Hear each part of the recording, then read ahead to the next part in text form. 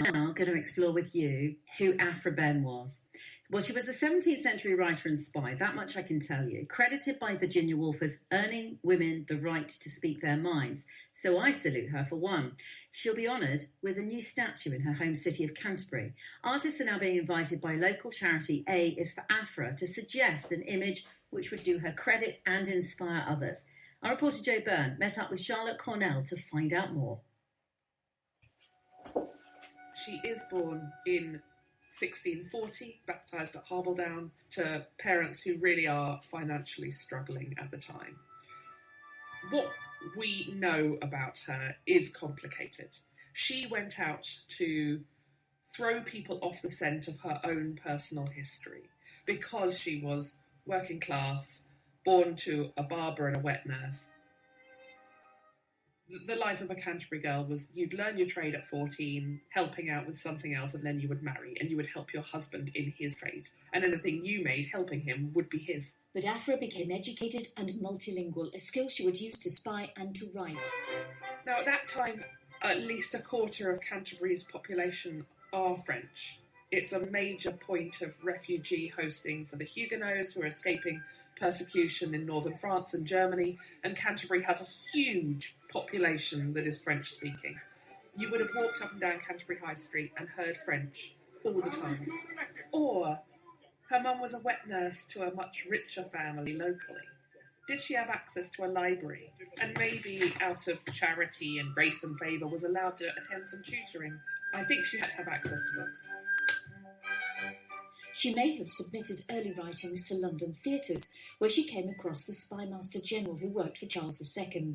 I suspect it's through a few links like this that she's recruited to go and spy for Charles, where she's actually acting as a bit of a honey trap, and it's almost certainly she's clever enough to do it. She speaks enough languages. She's beautiful. Let's send her. Agent, Mistress Aphra Behn, codename Estrella, target Master William. But years overseas ended in debt and possibly prison, and when she returned to England, it was to her skills of writing poetry and plays that she turned. So for a woman to earn her own money was really rare. Really rare. And Aphra Behn's really honest about it. She says, I need to write for bread. So she was really smashing glass ceilings. She allows other women to do it later. She's already broken that mould and said, yeah, I'm writing for a living. What are you going to do? She wrote the successful play The Rover in 1681, starring Nell Gwynn, but her novel Orinoco, about an enslaved African prince, was used by the abolitionist movement in exposing the horrors of slavery and is now considered a cornerstone in the creation of the English novel. Whoever had heard him speak would have been convinced of their errors, that all fine wit is confined to the white men, especially to those of prison. Aphra Behn died in her late 40s and is buried in Westminster Abbey, but now a statue will be commissioned in her home city of Canterbury by A is for Aphra. Aphra Behn, as an adult, life-size to life and a quarter, in bronze. And where will she stand? I really want her inside the city walls in Canterbury. She would have known those streets. They're the same layout that she walked. On some streets, very little has changed.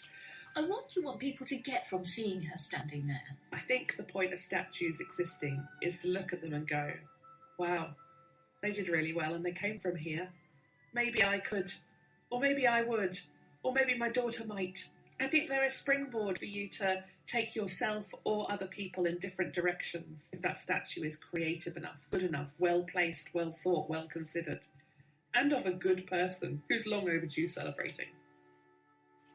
Charlotte Cornell. Joining us now is Pahl from the Canterbury Commemorative Society, who is a supporter of A is for Aphra, but is also looking for suggestions for blue plaques in the city. Jan, really nice to have you with us. Good morning to you.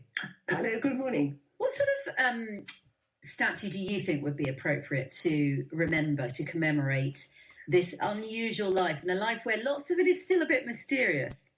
Well, we do have a portrait of her, so that's a good start. I'd like a life-size statue. I don't like these very large statues. A life-size statue that people can identify with. As Charlotte said, she's a great role model.